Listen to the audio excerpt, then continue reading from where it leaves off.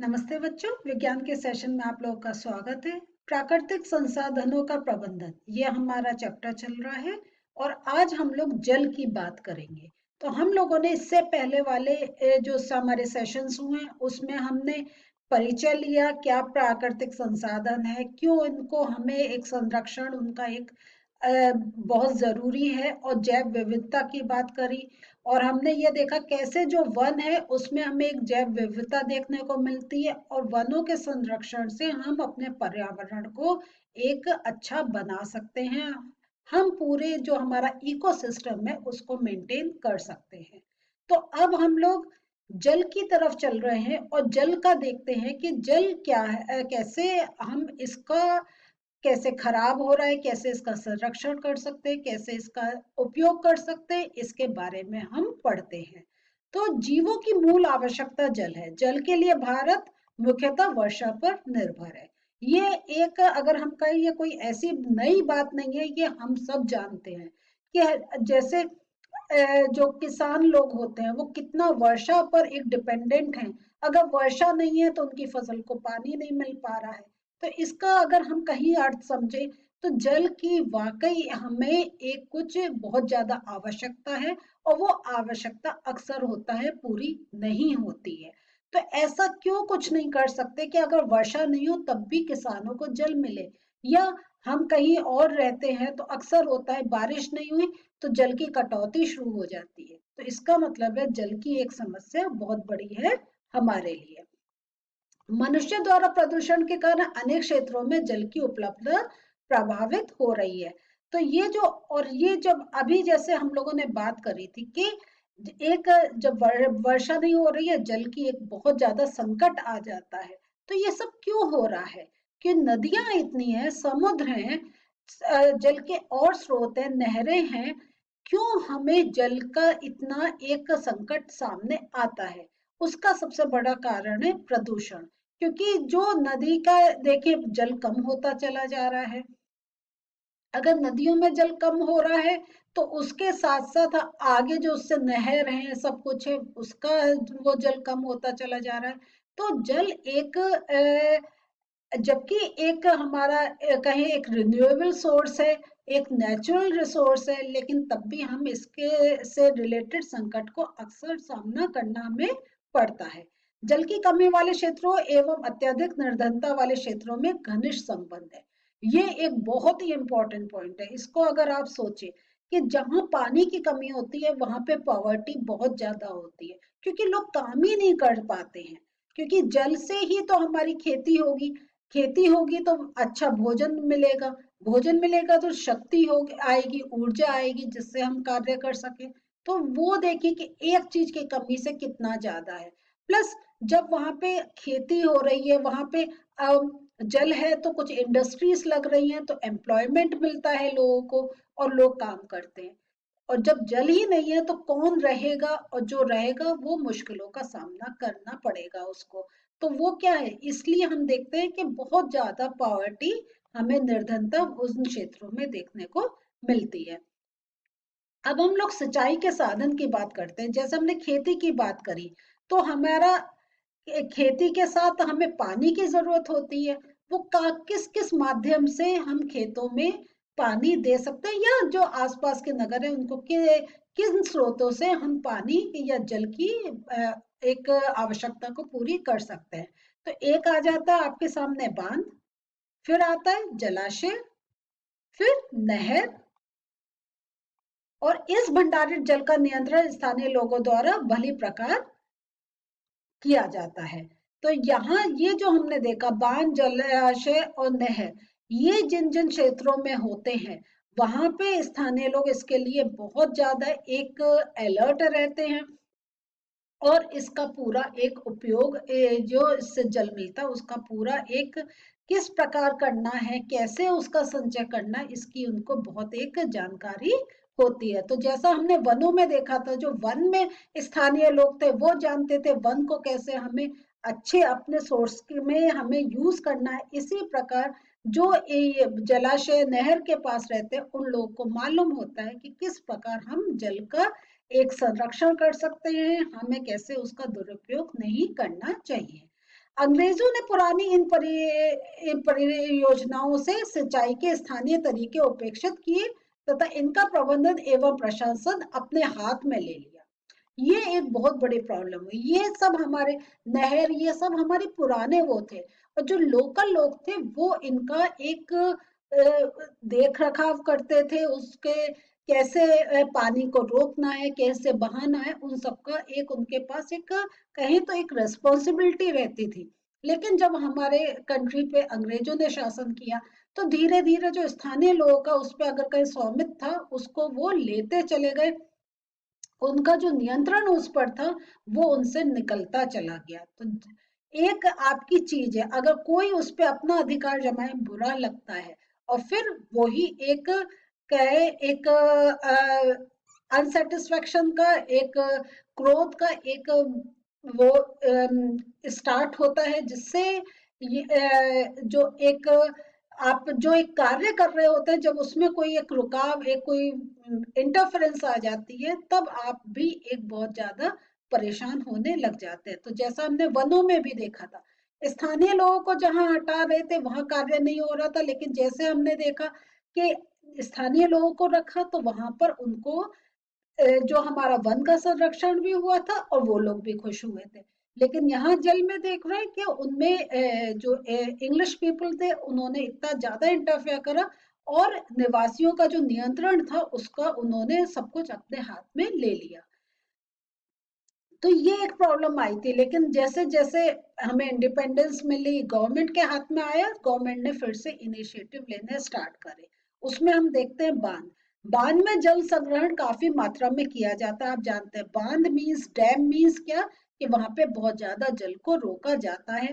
और ये इसका उपयोग क्या होता है, जिसका उपयोग सिंचाई में ही नहीं लेकिन उसके विद्युत उत्पादन में भी उसका कार्य होता है, क्योंकि जो डैम होते हैं तो उनके पास के जो एरिया होते हैं उनको बहुत अच्छा पानी मिलता है, खेती बहुत अच्छी होती है। और हम लोग ये पढ़ चुके हैं कैसे इलेक्ट्रिसिटी जनरेट हम वाटर के एक प्रेशर से करते हैं। तो वो एक बांध जो है, जो डैम है, वो एक इलेक्ट्रिसिटी जनरेट करने में भी हमारी एक सहायता करता है। और जो बड़ी बड़ी नदियों पे जो ये बांध बनाए जाते हैं उनमें बहुउद्देशीय नदी परियोजनाएं चलाई जाती हैं। जैसे टिहरी बांध भागीरथी नदी पर बना, सरदार सरोवर बांध नर्मदा नदी पर बना है, भाखड़ा नंगल बांध सतलज नदी पर। तो ये आपको एक ये समझ भी आएगी, और उसके साथ ये आपको याद भी करना जरूरी है, क्योंकि क्वेश्चंस ऐसे पूछे जाते हैं कि इस नदी पे कौन सा बांध बना, या ये जो बांध है वो किस नदी पे बना। तो आपसे या तो नदी का नाम लेके बांध का नाम पूछ सकते हैं, बांध का नाम लेके नदी का नाम पूछ सकते हैं। तो आप इसका पूरा एक सीरीज याद रखें, टिहरी बांध, भागीरथी नदी, सरदार सरोवर बांध, नर्मदा नदी, भाखड़ा नंगल बांध, सतलज नदी, इन पर बने हैं। और इनसे क्या हमारा जो विद्युत जो हमारा एक उत्पादन है या जो सिंचाई का है, वो इससे बहुत एक वहां के लोग को बहुत एक फायदा हुआ। तो बांधों के जो लाभ, बांधों के जो लाभ हैं, जो उनके अगर हम कहें बेनिफिट्स हैं, वो क्या है, सिंचाई के लिए पर्याप्त जल सुनिश्चित करता है, विद्युत उत्पादन में का बहुत एक हेल्पफुल होता है, क्षेत्रों में जल का लगातार वितरण करता है, पर्यटन क्षेत्र के रूप में भी विकास होता है, क्योंकि जितने बांध है, जितने डैम से, तो वहां पे एक पानी अच्छा है तो बहुत अच्छे पार्क्स, बहुत अच्छा एक पिकनिक एरिया बनाया जाता है जहाँ पे लोग जाना बहुत पसंद करते हैं। और प्लस जब वो इतनी ऊंची कोई एक स्ट्रक्चर बना होता है और जब पानी उससे नीचे गिरता है, वो देखने में भी इतना सुंदर लगता है कि लोग उस जगह जाना पसंद करते हैं। तो बांध से हम देख रहे हैं पर्यटन भी, कि वो जिस शहर के पास बना है वहां पे पर्यटन का भी एक बहुत ज्यादा विकास हो जाता है। और बांधों से क्या होता है, मत्स्य पालन का भी, क्योंकि जब पानी है तो फिशेस हो सकती है। और फिशेस क्या है, ये एक फूड प्रोडक्ट लोग खाने एक में उसको लेते हैं, यूज करते हैं। तो अगर ये देखें बांध से हमें कितने ज्यादा एक बेनिफिट है, कि एक हमारा डिफरेंट टाइप के उद्योग इसके हेल्प से चल सकते हैं। लेकिन ये बांधों की कुछ हानियां भी देखने में आती हैं। वो क्या है, कृषि योग्य भूमि का ह्रास हो जाता है, क्योंकि जब बांध हमें कोई एक स्ट्रक्चर बनाना है तो हम वहाँ की जमीन ली जाती है, लोगों को वहाँ से अलग किया जाता है, क्योंकि आप देखें कहीं बिल्डिंग खड़ी करनी है तो वहाँ रहने वाले क्या होता है, पूरा एक डिस्टर्ब हो जाता है। तो जब इतनी बड़ी एक परियोजना चल रही है तो आस पास के जो लोग वहाँ रह रहे होते हैं वो सब उन बेघर हो जाते हैं, उनको उनके घरों से अलग कर दिया जाता है। पारिस्थितिक तंत्र का असंतुलन, क्योंकि जब डैम बना है और जब आप तो कहीं आप डैम कैसे बन रहा है कि आप जो एक रिवर आ रही है या जो पानी का एक सोर्स आ रहा है उसको डाइवर्ट करना, एक जगह इतना पानी को कलेक्ट करना, तो जहां जहां वो रास्ता पानी का है वो कट कर दिया जाता है, तो जिन जिन क्षेत्रों में पानी जो जल जा रहा होता है वो रुक जाता है। और इस वजह से ये भी एक, अगर कहें, पूरा एक पारिस्थितिक जो तंत्र है ये असंतुलन उसमें हो जाता है। जैव विविधता का हानि होती है, वहां पे बायोडाइवर्सिटी, कि अब जब वहां पे अगर पेड़ कट रहे हैं, वहां की मिट्टी हटाई जा रही है और उस पे कुछ ऐसा बनाया जा रहा है, कुछ ऐसा बेस सीमेंट का किसी का बनाया जा रहा है जैसे वहां पे वो बांध जो बन रहा है, डैम, उसका जो एक वॉल्स है वो खड़ी हो पाए, तो इस टाइप से जो हमारी बायोडाइवर्सिटी है वो भी उस एरिया की बहुत ज्यादा डिस्टर्ब हो जाती है। और इससे बाढ़ का भी खतरा हो जाता है। कैसे?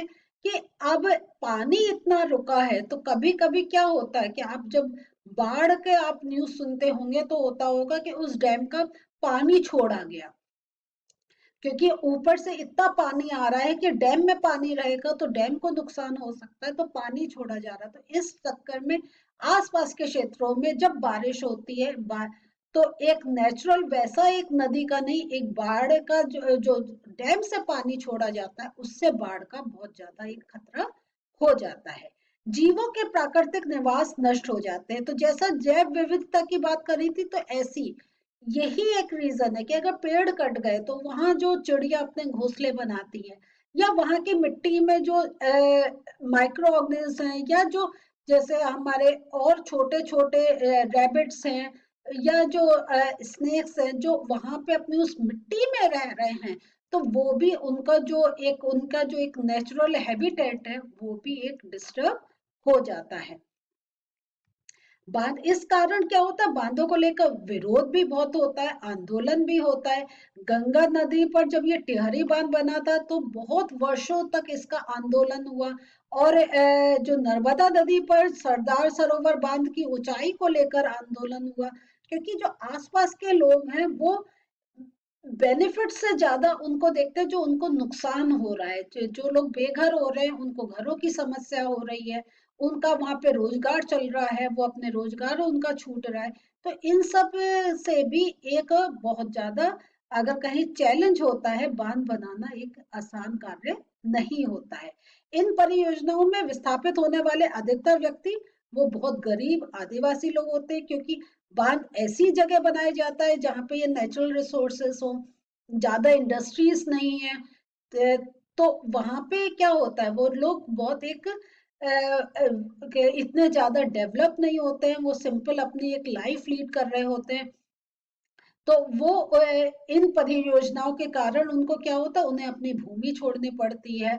और जितना और लोग लाभ उठा पाते हैं लेकिन उनको नुकसान ही होता है। तो जल संभर प्रबंधन की बात करते हैं। जल संभर प्रबंधन में मिट्टी एवं जल संरक्षण पर जोर दिया जाता है कि कैसे मिट्टी और जल का हम संरक्षण करें।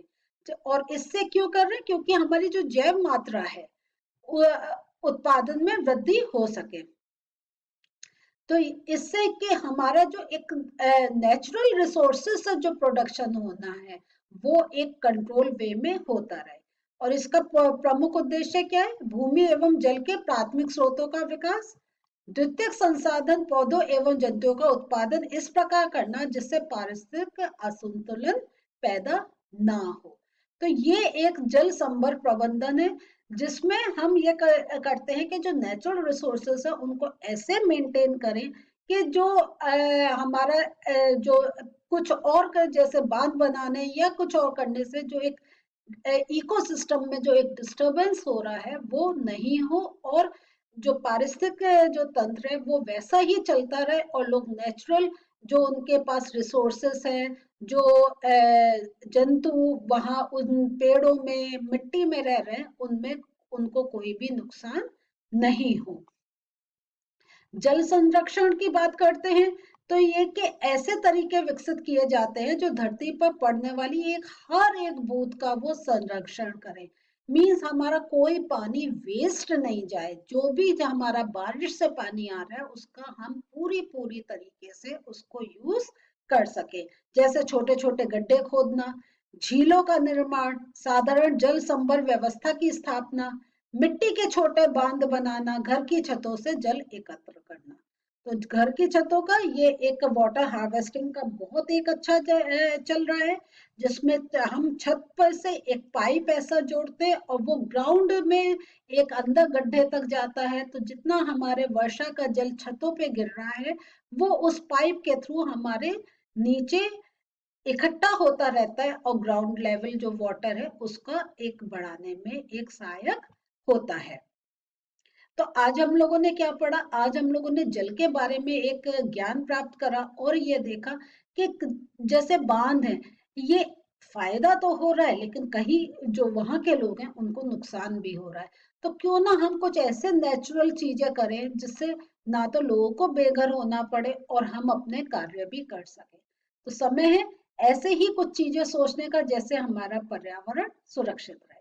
तो ये तो एक जल का टॉपिक था। अगले जो सेशन है उसमें भी हम जल के बारे में थोड़ी और बात करेंगे। मिलते हैं अगले सेशन में। बाय।